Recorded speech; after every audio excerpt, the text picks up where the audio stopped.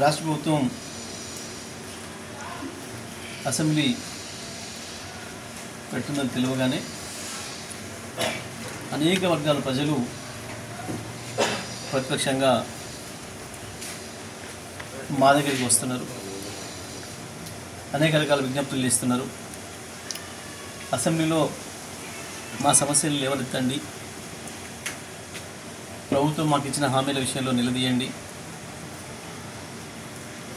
మాకు జరుగుతున్న అన్యాయాన్ని ఎలుగెత్తి చాటండి అని చెప్పి అనేక వర్గాల ప్రజలు,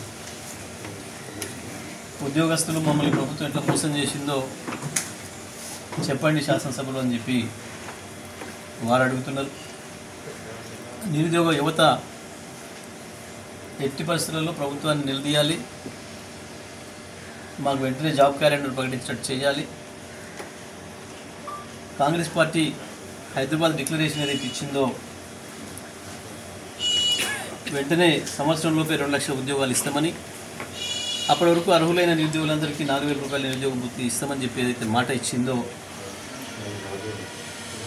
వాళ్ళ కేంద్ర నాయకత్వాన్ని తీసుకొచ్చి రాహుల్ గాంధీ సాక్షిగా ఏదైతే చెప్పిందో దాన్ని వెంటనే అమలు చేయించాలి, ప్రభుత్వం పైన మీరు ఒత్తిడి పెంచాలి, శాసనసభలో దీన్ని ప్రధానమైన అంశంగా తీసుకోవాలని చెప్పి విద్యార్థి యువజన సంఘాలు వారు కూడా వచ్చి రిప్రజెంటేషన్ ఇవ్వడం జరిగింది. అదేవిధంగా విద్యార్థినులు మాకేదైతే స్కూటీలు ఇస్తానని చెప్పి ప్రియాంక గారితో మాట ఇప్పించిండ్రో ఆ అంశం కూడా లేవనెత్తండి అని చెప్పి నిన్న మొన్న అనేక మంది విద్యార్థులు వచ్చి పిటిషన్లు ఇవ్వడం జరిగింది. గ్రామాల్లో రైతులైతే అసలు మేము 2014 కంటే ముందు దారుణమైంది మా పరిస్థితి. ఇప్పుడు ప్రతి విషయంలో దెబ్బతిన్నాం, మోసపోయినాం. ఇస్తున్న హామీలు పక్కన పెట్టి మాకు ఇస్తున్న రుణమాఫీ విషయంలో మోసం చేసి, రైతు భరోసా విషయంలో మోసం చేసి, కనీసం ఎరువుల బస్తాలు కూడా ఇవ్వలేని పనికిమాలిన ప్రభుత్వాన్ని నిలదీయండి అని చెప్పి రైతాంగం మొత్తుకుంటున్నారు. కనీసం కేసీఆర్ ఇచ్చిన 24 గంటలు కరెంటు కూడా ఇవ్వలేని ఈ చేతగాని ప్రభుత్వం దాన్ని మెడలు వంచే పద్ధతుల్లో ముళ్ళగర్రతోని అల్లించాల్సిన బాధ్యత మీపైనే ఉంది. ఈ ప్రభుత్వానికి దున్నపోతు మీద వర్షం పడ్డట్టుంది. మేము రైతాంగం మొత్తుకుంటుంటే దానిపైన కూడా నిలదీయండి అని చెప్పి వారు కూడా విజ్ఞప్తి చేస్తూ ఉన్నారు. అనేక చోట్ల నుంచి తప్పకుండా అనేక సమస్యలు ఉన్నాయి రాష్ట్రంలో చర్చించాల్సినవి. కనీసం నిన్న మొన్న వరదలు వచ్చి ప్రజలు ఇబ్బంది పడుతుంటే ఈ ప్రభుత్వానికి మాత్రం సోయి లేకుండా ఉంది. ఎక్కడికక్కడ ఉద్యోగస్తులు వాళ్ళకు వాళ్ళు స్వచ్ఛందంగా ఇది మా బాధ్యత అనుకొని సహాయ చర్యలు చేస్తున్నారు తప్ప ప్రభుత్వం వైపు నుంచి, ప్రభుత్వ పెద్దల నుంచి ఎటువంటి డైరెక్షన్స్ కూడా లేవు. ఏ జిల్లాలో కూడా ఒక్క మంత్రి రివ్యూ చేసిన సందర్భం కానీ, జిల్లా కేంద్రంలో ఉండి అధికారుల వెంట ఉండి పనిచేసిన సందర్భం కానీ మనం చూడలేదు. కేవలం ముఖ్యమంత్రి కాసేపు ఏదో తిరిగి వచ్చి మళ్ళీ అదే పాత పద్ధతుల్లో రోత మాటలే తప్ప వరదలకు పోయినప్పుడు కూడా కేసీఆర్ గారిని వదలలేదు. కేసీఆర్ గురించి బూతులు మాట్లాడడానికి ముఖ్యమంత్రి సంస్కారం గా స్థాయిలో ఉంది. ఇంత సంస్కారం లేని ఈ ప్రభుత్వాన్ని తప్పకుండా నిలదీయాల్సిన అవసరం ఉంది అని చెప్పి ప్రజలు మాకు ఏదైతే విజ్ఞప్తులు చేస్తున్నారో, వీళ్ళ చేత మోసపోయిన అనేక వర్గాలు, ఒకవైపు ఆటో కార్మికులు కావచ్చు, ఇంకొక వైపు ఉపాధి హామీ కూలీలు కావచ్చు, అన్ని వర్గాల ప్రజలు మొత్తుకుంటున్నారు. ఇప్పటికే 2 యాసంగిలు ఎండబెట్టిండ్రు. ఒకవైపు గోదావరి, కృష్ణలో నీళ్ళు వైపు సముద్రంలో కలుస్తున్నా, ప్రత్యేకించి నల్గొండ జిల్లాలో నల్గొండ నియోజకవర్గ రైతులు ప్రజలు మొత్తుకుంటున్నారు. ఇప్పుడు ఇన్ని వేల టీఎంసీల నీళ్లు మన కళ్ళ ముందే పోయి సముద్రంలో కలుస్తున్నాయి. ఇవాళటికి కూడా అక్కడ ఉన్న మన ఉదయ సముద్రం 15 ఫీట్ల లోపలికి పోయింది. నేను గత వారం 10 రోజుల క్రితం వచ్చి చూపించి మరీ రైతాంగం తరఫున మా స్థానిక మాజీ శాసనసభ్యులు మా ఉపారెడ్డి గారు, మా భాస్కర్రావు గారు, మా జిల్లాలో ఇతర నాయకులందరం కలిసి వెళ్ళి స్వయంగా మీడియా మిత్రులు తీసుకెళ్ళి చూపించినాం. అగో నీళ్ళేం ఆరకంగా పోతున్నాయి, సముద్రం పాలవుతున్నాయి, ఈడ పొలాలేమో ఎండిపోతున్నాయి. నల్గొండ నియోజకవర్గంలో, నగరకల్ నియోజకవర్గంలో పైన దేవరకొండ కొంత నాగార్జునసాగర్లో కూడా పొలాలు ఎండిపోతున్నాయి అని చెప్పినప్పటికీ కూడా సోయలేదు. ఈ జిల్లా మంత్రికి ఎక్కడున్నాడో పత్తా ఉన్నాడు. వస్తే నిమిషంలో అక్కడ ఏదో పీకేది ఉన్నట్టు హైదరాబాద్లో వచ్చి హెలికాప్టర్ మీద వచ్చి నిమిషంలో వెళ్ళిపోవడం తప్ప జిల్లా పైన సోయలేదు, నియోజకవర్గం పైన సోయలేదు. ఇప్పటికీ కూడా ఇంకా తగ్గిన నీళ్లు ఉదయ సముద్రంలో కానీ పెరిగే పరిస్థితి కనబడతలేదు. ఎంత సోయి లేకుండా ఉన్నాడు. ఇప్పటికి కూడా ఇంత వర్షాలు ఒకవైపు పడుతున్నా ఇంకొక వైపు రైతాంగం ఆ వర్షంలోనే తడుచుకుంటూ యూరియా బస్తాల కొరకు ఇబ్బందులు పడుతున్నారు. ఇవాళ ఉదయం నుంచి కూడా చూస్తున్నాం మన సోషల్ మీడియాలో. ఒక్కొక్క రైతు మాకు 5 రోజుల కింద, 6 రోజుల కింద, 7 రోజుల కింద టోకెన్ ఇచ్చిండ్రు, బట్ బస్తా మాత్రం ఇవ్వలేదు అనే మాట చెప్తున్నారు. ఇది మనకు స్పష్టంగా కనబడుతుంది. ఈ ప్రభుత్వం ఇంత సోయి లేకుండా ఉంది.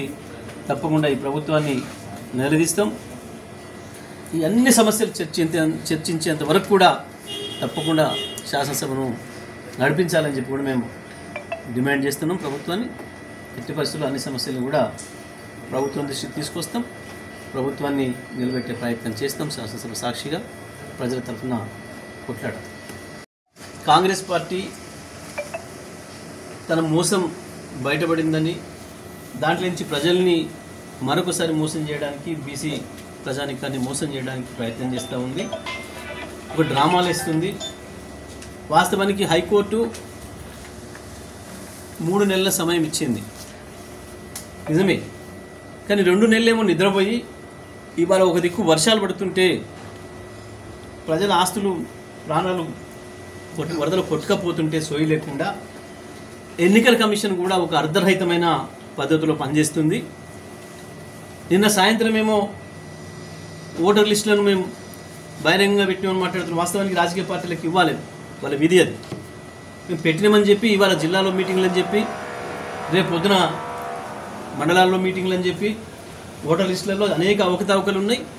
ఏ గ్రామానికి ఆ గ్రామం ప్రతి ఓటర్ చూసుకోవాల్సిన బాధ్యత ఉంది. చూసుకోవడానికి అవకాశం ఇవ్వాలి. మీరు ఎక్కడో పెట్టినామని చెప్తే గ్రామీణ ప్రాంతంలో ఉండే ఒక ఓటర్కి ఎట్లా తెలుస్తుంది మీరు ఎక్కడ అప్లోడ్ చేసింది, ఎన్నడు అప్లోడ్ చేసింది ప్రజలకు తెలిసేటట్టు చెప్పిందా ఎన్నికల కమిషన్? ఎన్నికల కమిషన్ కూడా చాలా దుర్మార్గంగా వ్యవహరిస్తూ ఉంది. ఎన్నికల కమిషన్ కూడా పద్ధతి మార్చుకోవాలి. ప్రజలందరికీ అర్థమయ్యే రీతిలో, ప్రజలందరికీ తెలిసే రీతిలో ఆ ఓటర్ లిస్టులను ప్రచురించాలి. గ్రామ పంచాయతీల దగ్గర పెట్టిన సంగతి మాకే తెలియదు. కలెక్టర్లకు ఫోన్ చేసేంతవరకు సాధారణమైన ప్రజలు, ఓ దిక్కు వరదలు, వర్షాలు, ఓ దిక్కు వ్యవసాయ పనులతో ఇబ్బందులు ఉన్న ప్రజలకి ఏ రకంగా తెలుస్తుంది? ఒక్క రోజులో మేము పెట్టినామని చెప్తే టామ్ చేయాలి కదా, మొత్తం ప్రజలకు తెలిసే పద్ధతుల్లో చెప్పాలి కదా. గ్రామీణ ప్రాంతాల్లో ఉండే ప్రజలందరికీ కూడా ఓటర్ లిస్టులో మీ పేరుందా లేదా చూసుకోండి, మా వాళ్ళు మాయం చేసిరా ఏంది చూసుకోండి అని చెప్పాల్సిన అవసరం ఉంది కదా. ఎన్నికల కమిషన్కి ఆ బాధ్యత ఉంది. వాళ్ళ అధికార పార్టీ ఇష్టం వచ్చిన పద్ధతుల్లో అధికారులను వాడి దుర్వినియోగం చేసి రకరకాల పద్ధతుల్లో మోసం చేస్తూ ఉంది. ఇటువంటి పరిస్థితులలో సరైన సమయం ఇవ్వాలి. అందరూ ప్రతి ఒక్క ఓటరు కూడా తన పేరు ఉందో లేదో చూసుకోవడానికి కావాల్సినంత సమయం, రీజనబుల్ సమయాన్ని ఇవ్వాలి. కానీ ఇవాళ ఏదో హడావుడి అయిపోయినట్టు ఒదికేమో వర్షాలతో కొట్టుకపోతుంటే జిల్లాలో సోయి లేకుండా ఎలక్షన్ కమిషన్ కూడా పద్ధతి లేకుండా ప్రవర్తిస్తుంది. ఎలక్షన్ కమిషన్ కూడా తన విధానాన్ని మార్చుకోవాలి. ప్రజలకు సరైన సమయం ఇవ్వాలి. ఎన్నికలు సజావుగా జరిగేటట్టుగా ప్రయత్నం చేయాలని చెప్పి నేను డిమాండ్ చేస్తాము. తెచ్చిన నివేదిక 4 నెలల కింద వచ్చిన నివేదికనే దాచిపెట్టుకున్నారు. ఈ నివేదికను కూడా నివేదిక లోపల పెట్టి వీళ్ళు ఇష్టం వచ్చిన అబద్ధాలు ఆడే ప్రయత్నం చేస్తే కోర్టు చాలా స్పష్టంగా చెప్పింది, మీరు అబద్ధాలు మాట్లాడడానికి లేదు, మీ ఇష్టం వచ్చినాయి సోషల్ మీడియాలో కానీ ఇతర వెబ్సైట్లలో పెట్టి ప్రతిపక్ష పార్టీ నాయకులను దుష్ప్రచారం చేయడానికి వీల్లేదు. ఉంటే ఉన్న నివేదిక ఏదో బహిరంగంగా పెట్టండి అని చెప్పి మేమే డిమాండ్ చేసినాం. వాళ్ళు పెట్టడం కాదు, మేమే డిమాండ్ చేసినాం. మా ఇరిగేషన్ మాజీ మంత్రి ఎవరు, మా శాసనసభ్యులు హరీష్ రావు గారే స్వయంగా వెళ్ళి చీఫ్ సెక్రటరీని డిమాండ్ చేయడం జరిగింది. కేసీఆర్ గారి తరఫున కూడా మేము డిమాండ్ చేయడం జరిగింది, మాకు కాపీ ఇవ్వండి, బహిరంగపరచండి దాన్ని అని చెప్పి. కానీ దొంగ వేషాలు వేసి అసలు నివేదికలు ఏముందో తెలియదు, దీన్ని మూసిపెట్టి దీంట్లో ఏదో ఉంది అని చెప్పి మాయల పక్కిలాగా ఈ మంత్రాలు వేస్తామని చెప్పి భయపెట్టించలాగా ఓ మంత్రగాలలాగా చేస్తూ ఉన్నారు వీళ్ళు. అంతకుమించి ఈ ప్రభుత్వం దగ్గర ఏమీ కూడా లేదు. తప్పకుండా అన్నిటినీ ఎదుర్కొంటాం. ఈ ప్రభుత్వం యొక్క చేతగానితనాన్ని బయటపెడతాం, ప్రభుత్వం యొక్క దుర్మార్గాన్ని బయటపెడతాం, ప్రజలకు హామీ ఇచ్చి మోసం చేసిన వైనాన్ని కూడా బయటపెడతాం. తప్పకుండా సార్ ఈ పార్టీ